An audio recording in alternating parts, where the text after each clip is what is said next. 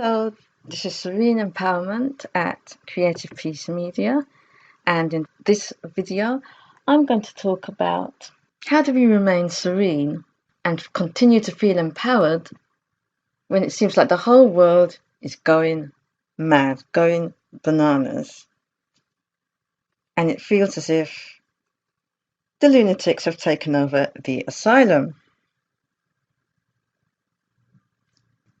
Well, there's a famous quote attributed to many people, including Jimi Hendrix, which states that when the power of love overcomes the love of power, the world will know peace.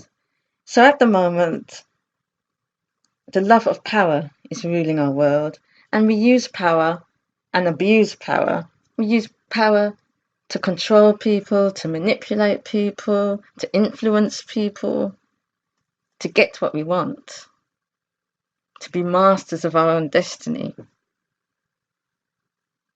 But when the power of love is in the driving seat, the world will know peace.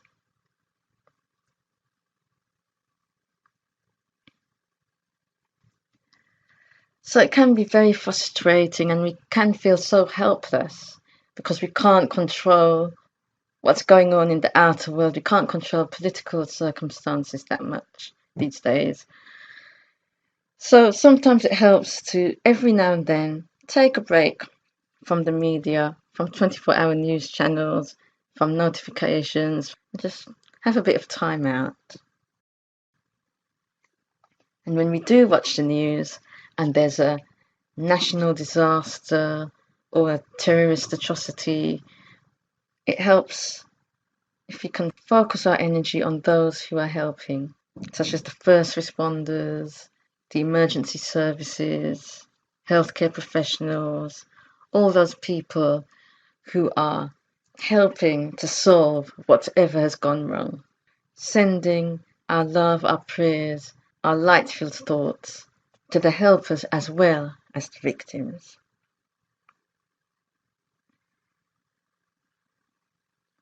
And during these divisive times, it's really frustrating to keep trying to convince other people about your own point of view.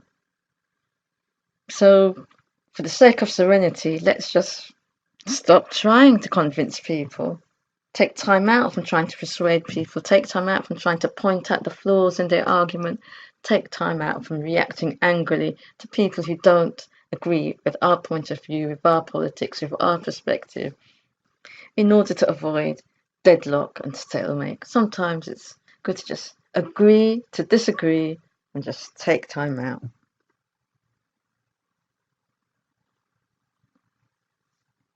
Our challenge is to be in the world, but not of it.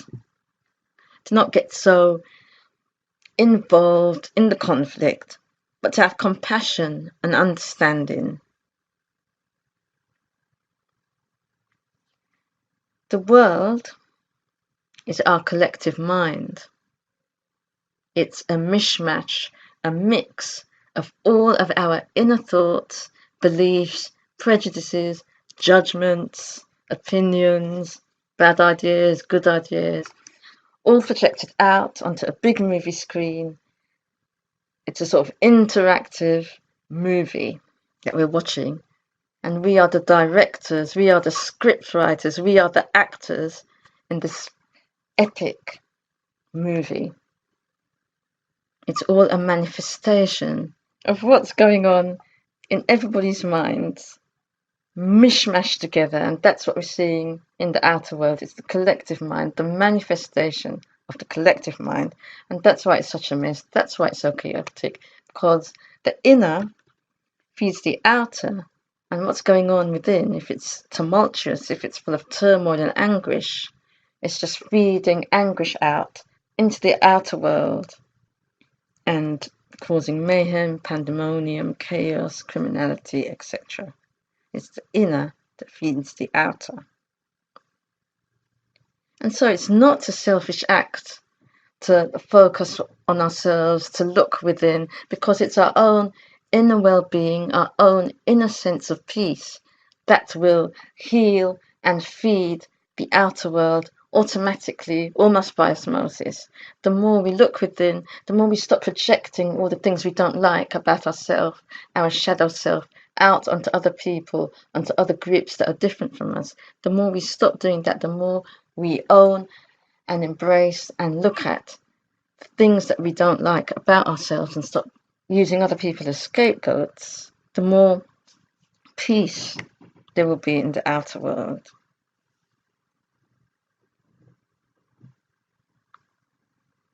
It's all about practical spirituality, being grounded, focusing within, concentrating on inner peace, cultivating inner peace, inner well-being.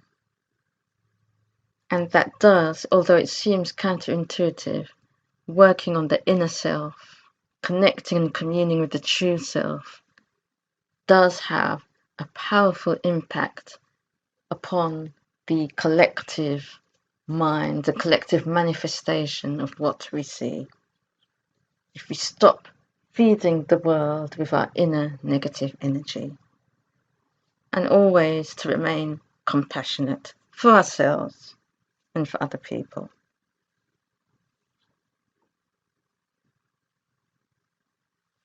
So the ideas that I discussed can be found in more detail in my book, Serene Empowerment, Spiritual Solutions for Managing Stress. I've been talking about the stress of the political world and how that impacts upon us. But I cover all sorts of types of different stress in the book. Stress and anxiety. So you can get the book at Amazon in paperback or ebook formats, or you can learn more about the Serene Empowerment process, the 12 stages of Serene Empowerment, at my website, sereneempowerment.co.uk.